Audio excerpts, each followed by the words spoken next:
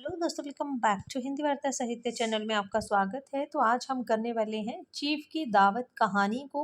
इसको हम मूल पुस्तक से पूरा देखने वाले हैं, पूरा डिटेल के साथ आज हम इसको डिस्कस करेंगे और जो भी हाईलाइटेड पॉइंट होंगे उनको बिल्कुल हाईलाइट करेंगे साथ में ही। तो चलिए फिर जल्दी से क्लास को शुरू करते हैं। शुरुआत होती है चीफ की दावत कहानी की। भीष्म साहनी की ये कहानी है और भीष्म साहनी का जन्म आप याद रखिएगा 1925 ईस्वी में भीष्म साहनी का जन्म हुआ है। शुरुआत होती है आज मिस्टर श्यामनाथ के घर चीफ की दावत है। श्यामनाथ और उसकी धर्मपत्नी को पसीना पोंछने की फुर्सत ना थी। पत्नी ड्रेसिंग गाउन पहने, उलझे हुए बालों का जूड़ा बनाए, मुंह पर फैली हुई सुर्खी और पाउडर को मले और मिस्टर श्यामनाथ सिगरेट पर सिगरेट फूंकते हुए चीज़ों की फेहरिस्त हाथ में थामे एक कमरे से दूसरे कमरे में आ जा रहे थे। आखिर 5 बजते बजते तैयारी मुकम्मल होने लगी। कुर्सियां, मेज, तिपाइयां, नैपकिन, फूल सब बरामदे में पहुंच गए। ड्रिंक का इंतजाम बैठक में कर दिया गया। अब तक का फालतू सामान अलमारियों के पीछे और पलंगों के नीचे छिपाया जाने लगा। तभी श्यामनाथ के सामने सहसा एक अड़चन खड़ी हो गई। माँ का क्या होगा? इस बात की और ना उनका और ना उनकी कुशल गृहिणी का ध्यान गया। मिस्टर श्यामनाथ श्रीमती की ओर घूम कर अंग्रेजी में बोले, माँ का क्या होगा? श्रीमती काम करते करते ठहर गई और थोड़ी देर तक सोचने के बाद बोली, इन्हें पिछवाड़े इनकी सहेली के घर भेज दें। 2 रात भर बेशक वहीं रहें, कल आ जाएं। श्यामनाथ सिगरेट मुंह में रखे सिकुड़ी आंखों से श्रीमती के चेहरे की ओर देखते हुए पल भर सोचते रहे, फिर सिर हिलाकर बोले, नहीं, मैं नहीं चाहता कि उस बुढ़िया का आना जाना यहाँ फिर से शुरू हो। पहले ही बड़ी मुश्किल से बंद किया है। माँ से कहें कि जल्दी से खाना खा के शाम को ही अपनी कोठरी में चली जाएं। मेहमान कहीं 8 बजे आएंगे, इससे पहले ही अपने काम से निपट लें। सुझाव ठीक था, दोनों को पसंद आया, मगर फिर सहसा श्रीमती बोल उठी, जो वे सो गई और नींद में खर्राटे लेने लगी तो साथ ही तो बरामदा है जहाँ लोग खाना खाएंगे। तो इन्हें कह देंगे कि अंदर से दरवाज़ा बंद कर लें, मैं बाहर से ताला लगा दूंगा, या माँ को कह देता हूँ कि अंदर जाकर सोए नहीं, बैठी रहें, और क्या। और जो सो गई तो डिनर का क्या मालूम कब तक चले। 11 बजे तक तो तुम ड्रिंक ही करते रहते हो। श्यामनाथ कुछ अच्छा, ये याद रखना कि कितने बजे तक की बात की है। 11 बजे तक तो बोला तुम कुछ नहीं करते, सिर्फ तुम ड्रिंक ही करते रहते हो, है ना। श्यामनाथ कुछ खिज उठे श्यामनाथ कुछ खिज उठे, हाथ झटकते हुए बोले, अच्छा भली ये भाई के पास जा रही थी, तुमने यूं ही खुद अच्छा बनने के लिए बीच में टांग अड़ा दी। वाह, तुम माँ और बेटे की बातों में क्यों बुरी बनूं? तुम जानो और वे जाने। मिस्टर श्यामनाथ चुप रहे। ये मौका बहस का ना था, समस्या का हल ढूंढने का था। उन्होंने घूमकर माँ की कोठरी की ओर देखा। कोठरी का दरवाज़ा बरामदे में खुलता था। बरामदे की ओर देखते हुए झट से बोले, मैंने सोच लिया है। और उन्हीं कदमों की माँ कोठरी के बाहर जा खड़े हुए। माँ दीवार के साथ एक चौकी पर बैठी दुपट्टे में मुंह सिर लपेटे माला जप रही थी। याद रखना है माँ क्या कर रही थी जब श्यामनाथ उनसे मिलने के लिए आए थे। तो माँ जो थी ये चौकी पर बैठी हुई थी, दुपट्टे में मुंह सिर लपेटे हुए माला का जाप कर रही थी। सुबह से इम्पॉर्टेंट पॉइंट है, आपको याद रखना है। बेशक आप इसको लिख भी लेना, ठीक है, मैंने आपको हाईलाइट कर दिया है साथ में ही। सुबह से तैयारी होती देख हुए माँ का दिल भी धड़क रहा था। बेटे के दफ्तर का बड़ा साहब घर पर आ रहा था, सारा काम सुबीते से चल जाए। माँ आज तुम खाना जल्दी खा लेना, मेहमान लोग 7:30 बजे आ जाएंगे। तो कितने बजे मेहमान आने वाले थे? तो बोला माँ तुम जल्दी खा लेना, मेहमान जो है ये 7:30 बजे तक आ जाएंगे। माँ ने धीरे से मुंह पर दुपट्टा हटाया और बेटे को देखते हुए कहा, आज मुझे खाना नहीं खाना है बेटा, तुम जो जानते हो मांस मछली बने तो मैं कुछ नहीं खाती। जैसे भी हो अपने काम से जल्दी निपट लेना। अच्छा बेटा। और माँ हम लोग पहले बैठक में बैठेंगे, उतनी देर तुम यहाँ बरामदे में बैठना, फिर जब हम यहाँ आ जाएं तो तुम गुस्लखाने के रास्ते बैठक में चली जाना। माँ अवाक बेटे का चेहरा देखने लगी, फिर धीरे से बोली, अच्छा बेटा। और माँ आज जल्दी सो नहीं जाना, तुम्हारे खर्राटों की आवाज़ दूर तक जाती है। माँ लज्जित सी आवाज़ में बोली, क्या करूँ बेटा, मेरे बस की बात नहीं है। जब से बीमारी से ठीक हुई हूँ नाक से सांस नहीं ले सकती। मिस्टर श्यामनाथ ने इंतज़ाम तो कर दिया, फिर भी उनकी उधेड़ बुन ख़त्म नहीं हुई। जो चीज़ अचानक उधर आ निकली तो 8-10 मेहमान होंगे, देसी अफसर उनकी स्त्रियां होंगी, कितने मेहमान बोले हैं? 8-10 मेहमान, ठीक है, याद रखना है ना। 8-10 मेहमान होंगे, देसी अफसर उनकी स्त्रियां होंगी, कोई भी गुसलखाने की तरफ जा सकता है। क्षोभ और क्रोध से वह झुंझलाने लगे। एक कुर्सी को उठाकर बरामदे में कोठरी के बाहर रखते हुए बोले, आओ माँ, इस पर जरा बैठो तो। माँ माला संभालती पल्ला ठीक करती उठी और धीरे से कुर्सी पर आकर बैठ गई। यूं नहीं माँ, टांगे ऊपर चढ़ाकर नहीं बैठते, ये खाट नहीं है। माँ ने टांगे नीचे उतार दी और खुदा के वास्ते नंगे पाँव नहीं घूमना, ना ही वे खड़ाऊं पहनकर सामने आना। किसी दिन तुम्हारी ये खड़ाऊं उठाकर मैं बाहर फेंक दूंगा। माँ चुप रही। कपड़े कौन से पहनोगी माँ? जो हैं वही पहनूंगी बेटा, जो कहो पहन लूं। मिस्टर श्यामनाथ सिगरेट मुंह में रखे फिर अध खुली आंखों से माँ की ओर देखने लगे और माँ के कपड़ों की सोचने लगे। श्यामनाथ हर बात में तरकीब चाहते थे। घर का सब संचालन उनके अपने हाथ में था। खूंटियों कमरों में कहाँ लगाई जाएं, बिस्तर कहाँ पर बिछें, किस रंग के पर्दे लगाए जाएं, श्रीमती कौन सी साड़ी पहने, मेज किस साइज की हो। श्यामनाथ को चिंता थी कि अगर चीफ का साक्षात माँ से हो गया तो कहीं लज्जित नहीं होना पड़े। माँ को सिर से पांव तक देखते हुए बोले, तुम सफ़ेद कमीज और सफ़ेद सलवार पहन लो माँ, पहन के आओ तो ज़रा देखूं। ये भी आया हुआ है, ये एनटीए का रिपीटेड प्रश्न है, ठीक है। इसको याद रखना है कि श्यामनाथ ने अपनी माँ को पहनने के लिए क्या दिया था, है ना, उसको पहनने के लिए क्या बोला था, ठीक है। माँ धीरे से उठी और अपनी कोठरी में कपड़े पहनने चली गई। ये माँ का झमेला ही रहेगा। उन्होंने फिर अंग्रेजी में अपनी स्त्री से कहा, कोई ढंग की बात हो तो कोई कहे, अगर कहीं कोई उल्टी सीधी बात हो गई, चीफ को बुरा लगा तो, चीफ को बुरा होना है यहाँ पे, ठीक है, चीफ को बुरा लगा तो सारा मज़ा जाता रहेगा। माँ सफ़ेद कमीज़ और सफ़ेद सलवार पहनकर बाहर निकली। छोटा सा कद, सफ़ेद कपड़ों में लिपटा, छोटा सा सूखा हुआ शरीर, धुंधली आंखें, केवल सिर के आधे झड़े हुए बाल पल्ले की ओंठ में छिप पाए थे। पहले से कुछ ही कम कुरूप नजर आ रही थी। अच्छा, ये याद रखना है कि चीफ जो श्यामनाथ थे उन्होंने अपनी माँ को पहनने के लिए क्या दिया था, तो उन्होंने अपनी माँ को पहनने के लिए सफ़ेद कमीज़ और सफ़ेद सलवार दी थी। फिर कहता है, चलो ठीक है, कोई चूड़ियाँ वुड़ियाँ हो तो वे भी पहन लो, कोई हर्ज नहीं है। चूड़ियाँ कहाँ से लाऊं बेटा, तुम तो जानते हो सब जेवर तुम्हारी पढ़ाई में बिक गए। ये वाक्य श्यामनाथ को तीर की तरह लगा। तिनक कर बोले, ये कौन सा राग छेड़ दिया माँ, सीधा कह दो ना, नहीं है जेवर, बस। इसमें पढ़ाई बढ़ाई का क्या तकल्लुफ है? जो जेवर बिका है तो कुछ बन कर ही आया हूँ, निरा लंडूरा तो नहीं लौट आया हूँ। जितना दिया था उससे 2 गुना ले लेना। मेरी जीव जल जाए बेटा, तुमसे जेवर लूंगी, मेरे मुंह में यूं ही निकल गया, जो होते तो लाख बार पहनती। 5:30 बज चुके थे। अभी मिस्टर श्यामनाथ को खुद भी नहा धोकर तैयार होना था। श्रीमती कब की अपने कमरे में जा चुकी थी। श्यामनाथ जाते हुए एक बार फिर माँ को हिदायत करते गए, माँ रोज की तरह गुमसुम बन के नहीं बैठी रहना, अगर साहब इधर आ निकले और कोई बात पूछे तो ठीक तरह से जवाब देना। मैं ना पढ़ी लिखी ना मैं पढ़ी ना लिखी बेटा, मैं क्या बात करूँगी, तुम कह देना माँ अनपढ़ है, कुछ जानती समझती नहीं, वे नहीं पूछेगा। 7 बजते बजते माँ का दिल धक धक करने लगा। अगर चीफ सामने आ गया और उसने कुछ पूछा तो वे क्या जवाब देंगी। अंग्रेज को तो दूर से ही देखकर घबरा उठती थी, ये तो अमरीकी है, ना मालूम क्या पूछे, मैं क्या कहूँगी। माँ का जी चाहा कि चुपचाप पिछवाड़े विधवा सहेली के घर चली जाए, मगर बेटे के हुक्म को कैसे टाल सकती थी। चुपचाप कुर्सी पर टांगे लटकाए वहीं बैठी रही। एक कामयाब पार्टी वे है जिसमें ड्रिंक कामयाबी से चल जाए। श्यामनाथ की पार्टी सफलता के शिखर चूमने लगी। वार्तालाप उसी रो में बह रहा था जिस रो में गिलास भरे जा रहे थे। कहीं कोई रुकावट ना थी, कोई अड़चन ना थी। साहब को बिस्की पसंद आई, मेम साहब को पर्दे पसंद आ गए। ये भी याद रखना है कि जो श्यामनाथ थे उनको क्या पसंद आया और उनकी पत्नी को क्या पसंद आया, ठीक है। तो श्यामनाथ के जो बॉस थे, ठीक है, उनको क्या पसंद आया था, उनको बिस्की पसंद आई थी, और जो उनकी पत्नी थी यानी कि मेम साहब थी, उनको क्या पसंद आया था, पर्दे पसंद आए थे। सोफ़ा कवर का डिज़ाइन पसंद आया था। क्या पसंद आया था? मेम साहब को पर्दे पसंद आए, सोफ़ा कवर का डिज़ाइन पसंद आया, कमरे की सजावट पसंद आई, इससे बढ़कर क्या चाहिए। साहब तो ड्रिंक के दूसरे दौर में ही चुटकुले और कहानियां कहने लग गए थे। दफ्तर में जितना रोब रखते थे, यहाँ पर उतने ही दोस्त परवर हो रहे थे।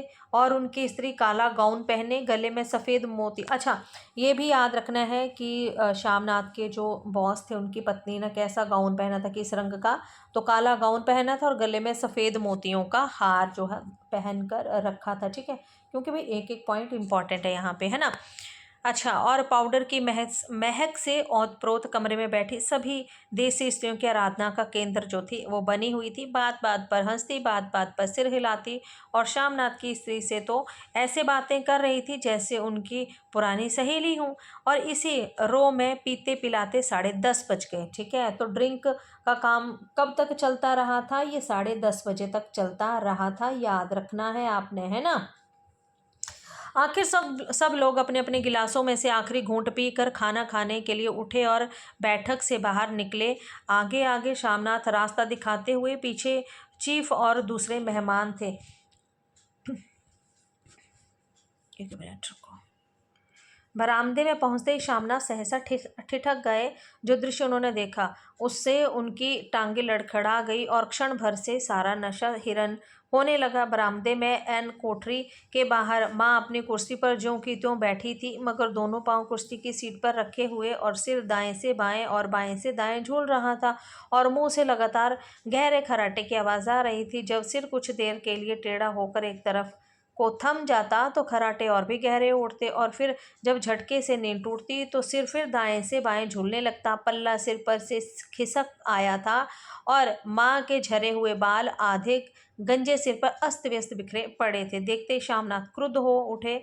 जी चाहा कि माँ को धक्का देकर उठा दें और उन्हें कोठरी में धकेल दें, मगर ऐसा करना संभव ना था। चीफ और बाकी मेहमान पास खड़े थे। माँ को देखते ही देसी अफसरों की कुछ स्त्रियां हंस दी कि इतने में चीफ ने धीरे से कहा, पुअर डियर। माँ हड़बड़ा के उठ पड़ी। सामने खड़े इतने लोगों को देखकर ऐसे घबराई कि वह कहते ना बना। झट से पल्ला सिर पर रखती हुई खड़ी हो गई और ज़मीन को देखने लगी। उनके पांव लड़खड़ाने लगे और हाथों की उंगलियां थर थर कांपने लगी। माँ, तुम जाके सो जाओ। तुम क्यों इतनी देर तक जाग रही थी। और खिसकियों हुई नज़रों से श्यामनाथ चीफ के मुंह की ओर देखने लगे। चीफ के चेहरे पर मुस्कुराहट थी। वे वहीं खड़े खड़े बोले, नमस्ते। माँ ने झिझकते हुए अपने में सिमटते हुए दोनों हाथ जोड़े, मगर एक हाथ दुपट्टे के अंदर माला को पकड़े हुए था, दूसरा बाहर। ठीक तरह से नमस्ते भी ना कर पाई। श्यामनाथ इस पर भी खिन्न हो उठे। इतने में चीफ ने अपना दायां हाथ हाथ मिलाने के लिए माँ के आगे कर दिया और माँ फिर घबरा उठी। माँ, हाथ मिलाओ। पर हाथ कैसे मिलाती। दाएं हाथ में तो माला थी। याद रखना है, माला किस हाथ में थी, दाएं हाथ में माला थी। ठीक है, याद रखना है इसको, दाएं हाथ में माला थी। घबराहट में माँ ने बायां हाथ ही साहब के हाथ में दे दिया। श्यामनाथ दिल ही दिल जल उठा। देसी अफसरों की स्त्रियां खिलखिलाकर हंस पड़ी। यूं नहीं माँ, तुम तो जानती हो दायां हाथ मिलाया जाता है, तो दायां हाथ मिलाओ। मगर तब तक चीफ माँ का बायां हाथ ही बार बार हिलाकर कर कह रहे थे, हाउ डू यू डू। कहो माँ, मैं ठीक हूँ, खैरियत से हूँ। माँ कुछ बड़बड़ाई। माँ कहती है, मैं ठीक हूँ, कहो माँ, हाउ डू यू डू। माँ धीरे से संकुचाते हुए बोली, हाउ डू डू। एक बार फिर कहा उठा। वातावरण हल्का होने लगा। साहब ने स्थिति संभाल ली थी। लोग हंसते चहकने लगे थे। श्यामनाथ के मन का क्षोभ भी कुछ कम होने लगा था। साहब अपने हाथ में माँ का हाथ अब भी पकड़े हुए थे और माँ सिकुड़ी जा रही थी। साहब के मुंह से शराब की बदबू आ रही थी। श्यामनाथ अंग्रेजी में बोले, मेरी माँ गांव की रहने वाली है, उम्र भर गांव में रही है, इसलिए आपसे लज्जाती है। साहब इस पर खुश नजर आए। बोले, सच, मुझे गांव के लोग बहुत पसंद है। तब तो तुम्हारी माँ गांव के गीत और नाच भी जानती होगी। चीफ खुशी से सिर हिलाते हुए माँ को टटकी बांधे देखने लगे। माँ, साहब कहते हैं कोई गाना सुनाओ, कोई पुराना गीत, तुम्हें तो कितने ही याद होंगे। माँ धीरे से बोली, मैं क्या गाऊंगी बेटा, मैंने कब गाया। वाह माँ, मेहमान का कहा भी कोई टालता है। साहब ने इतना रिज से कहा है, नहीं गाओगे तो साहब बुरा मानेंगे। मैं क्या गाऊं बेटा, मुझे क्या आता है। वाह, कोई बढ़िया टप्पा ही सुना दो, 2 पत्तर अनारा दे। है ना, ये आया हुआ है आपके एग्जाम में, इसको आपने याद रखना है, ठीक है। मैं फिर भी हाईलाइट कर रही हूँ, मैं पहले भी बता चुकी हूँ। देसी अफसर और उनकी स्त्रियों ने इस सुझाव पर तालियां पीटी। माँ कभी दीन दृष्टि से बेटे के चेहरे को देखती, कभी पास खड़ी बहू के चेहरे को। इतने में बेटे ने गंभीर आदेश भरे लिहाज में कहा, माँ इसके बाद, इसके बाद हाँ या ना सवाल ही नहीं उठता था। माँ बैठ गई और क्षीण दुर्बल लर्जती आवाज में एक पुराना विवाह गीत गाने लगी। अच्छा, ये भी याद रखना है कि माँ को गाने के लिए कहा था दो टप्पे अनारांदे, पर उसने वो नहीं गाया, बल्कि वो क्या गाने लगी थी, एक पुराना विवाह गीत गाने लगी थी। हरिये निमाए हरिये निपैणे हरियां दे भागी परियां, है ना। ये देसी स्त्रियां खिलखिला के हंस उठी, 3 पंक्तियां गा के माँ चुप हो गई। अभी ये आपके HPSC एग्जाम में अभी यही वाला प्रश्न जो था वो आया हुआ था, ठीक है। तो इसको आपने याद रखना है, ठीक है, ये इंपॉर्टेंट है आपका क्वेश्चन। बरामदा तालियों से गूंज उठा। साहब तालियां पीटना बंद ही ना करते थे। शामनाथ की खिंच प्रसन्नता और गर्व में बदल उठी। माँ ने पार्टी में नया रंग भर दिया। तालियां थमने पर साहब बोले, पंजाब के गांव की दस्तकारी क्या है? शामनाथ खुशी से झूम रहे थे, बोले, ओ बहुत कुछ साहब, मैं आपको एक सेट उन चीज़ों का भेंट करूंगा, आप उन्हें देखकर खुश होंगे। मगर साहब ने सिर हिलाकर अंग्रेजी में पूछा, नहीं, मैं दुकानों की चीज़ नहीं मांगता। पंजाबियों के घरों में क्या बनता है, औरतें खुद क्या बनाती हैं? श्यामनाथ कुछ सोचते हुए बोले, लड़कियां गुड़ियां बनाती हैं और फुलकारियां बनाती हैं। फुलकारी क्या है? श्यामनाथ फुलकारी का मतलब समझाने की असफल चेष्टा करने के बाद माँ को बोले, क्यों माँ, कोई पुरानी फुलकारी घर में है? माँ चुपचाप अंदर गई और अपनी पुरानी फुलकारी उठा लाई। साहब बड़ी रुचि से फुलकारी देखने लगे। पुरानी फुलकारी थी, जगह जगह से उसके तांगे टूट रहे थे और कपड़ा फटने को लगा था। साहब की रुचि को देखकर श्यामनाथ बोले, ये फटी हुई है साहब, मैं आपको नई बनवा दूंगा। माँ बना देंगी? क्यों माँ, साहब के लिए फुलकारी बहुत पसंद है, ऐसी ही एक फुलकारी बना देंगी ना? माँ चुप रही, फिर डरते डरते धीरे से बोली, अब मेरी नज़र कहाँ है बेटा, बूढ़ी आंखें क्या देखेंगी? मगर माँ का वाक्य बीच में ही तोड़ते हुए श्यामनाथ बोले, भाई जरूर बना देंगी साहब, आप उसे देखकर खुश होंगे। साहब ने सिर हिलाया, धन्यवाद किया और हल्के हल्के झूमते हुए खाने की मेज की ओर बढ़ गए। बाकी मेहमान भी उनके पीछे पीछे हो लिए। जब मेहमान बैठ गए और माँ पर से उसकी आंखें हट गई, तो माँ धीरे से कुर्सी पर से उठी और सबसे नज़र बचाती हुई अपनी कोठरी में चली गई। मगर कोठरी में बैठने की ही देर थी कि आंखों में छल छल आंसू बहने लगे। वे दुपट्टे से बार बार उन्हें पहुँचती, पर वे बार बार उमड़ आते, जैसे बरसों का बांध तोड़ करमौड़ आए हों। माँ ने बहुतेरा दिल को समझाया, हाथ जोड़े भगवान का नाम लिया, बेटे के चिरायु होने की प्रार्थना की, बार बार आंखें बंद की, मगर आंसू बरसात के पानी की तरह जैसे थमने का नाम ही ना लेते थे। आधी रात का वक्त हो गया। मेहमान खाना खाकर एक एक करके जा चुके थे। माँ दीवार से सट कर बैठी, आंखें फाड़े दीवार को देखे जा रही थी। घर के वातावरण में तनाव ढीला पड़ चुका था। मोहल्ले की निस्तब्धता श्यामनाथ के घर में भी छा चुकी थी। केवल रसोई में प्लेटों के खनकने की आवाज़ आ रही थी। तभी सहसा माँ की कोठरी का दरवाज़ा जोर से खटकने लगा। माँ दरवाज़ा खोलो। माँ का दिल बैठ गया, हड़बड़ाकर उठ बैठी। क्या मुझसे फिर कोई भूल हो गई? माँ कितनी देर से अपने आप को कोस रही थी कि क्यों उन्हें नींद आ गई, क्यों वे ऊँघने लगी, क्या बेटे ने अभी तक क्षमा नहीं किया? माँ उठी और कांपते हाथों से दरवाज़ा खोल दिया। दरवाज़ा खुलते ही श्यामनाथ झूमते हुए आगे बढ़ आए और माँ को आलिंगन में भर लिया। ओ अम्मी, तुमने तो आज रंग ला दिया। साहब तुमसे इतना खुश हुआ कि क्या कहूँ। ओ अम्मी, अम्मी। माँ की छोटी सी काया सिमट कर बेटे के आलिंगन में छिप गई। माँ की आंखों में फिर से आंसू आ गए। उन्हें पहुँचते हुए धीरे से बोली, बेटा तुम मुझे हरिद्वार भेज दो, मैं कब से कह रही हूँ, है ना। तो ये भी आपने याद रखना है कि माँ बेटे को कहाँ जाने के लिए बोलती है? हरिद्वार जाने के लिए बोलती हैं। श्यामनाथ का झूमना सहसा बंद हो गया और उनकी परेशानी पर फिर तनाव के बल पड़ने लगे। उसकी बाहें माँ के शरीर पर से हट आई। क्या माँ, ये कौन सा राग तुमने फिर से छेड़ दिया? श्यामनाथ का क्रोध बढ़ने लगा लगा था। बोलते गए, तुम मुझे बदनाम करना चाहती हो ताकि दुनिया कहे कि बेटा माँ को अपने पास नहीं रख सकता? नहीं बेटा, अब तुम अपनी बहू के साथ जैसा मन चाहे रहो। मैंने अपना खा पहन लिया, अब यहाँ क्या करूँगी? जो थोड़े दिन जिंदगी के बाकी हैं, भगवान का नाम लूँगी। तुम मुझे हरिद्वार भेज दो। तुम चली जाओगी तो फुलकारी कौन बनाएगा? साहब से तुम्हारे सामने ही फुलकारी देने का इकरार किया है। माँ की आंखें अब नहीं हैं बेटा जो फुलकारी बना सकूं, तुम कहीं और से बनवा लो, बनी बनाई ले लो। माँ, तुम मुझे धोखा देके यूं चली जाओगी, मेरा बनता काम बिगाड़ोगे, जानते नहीं साहब खुश होंगे तो मुझे तरक्की मिलेगी। माँ चुप हो गई, फिर बेटे के मुंह की ओर देखती हुई बोली, क्या तेरी तरक्की होगी? क्या साहब तेरी तरक्की कर देगा? क्या उसने कुछ कहा है? कहा नहीं, मगर देखते नहीं कितना खुश हो गया था, कहता था जब तेरी माँ फुलकारी बनाना शुरू करेंगी तो मैं देखने आऊँगा कि कैसे बनाती हैं। जो साहब खुश हो गया तो मुझे इससे बड़ी नौकरी भी मिल सकती है, मैं बड़ा अफसर बन सकता हूँ। माँ के चेहरे का रंग बदलने लगा, धीरे धीरे उनका झुर्रियों भरा चेहरा खिलने लगा, आंखों में हल्की चमक आने लगी। तो तेरी तरक्की होगी बेटा, तरक्की यूं ही हो जाएगी, साहब को खुश रखूंगा तो करेगा, वरना सबकी खिदमत करने वाले और थोड़े हैं।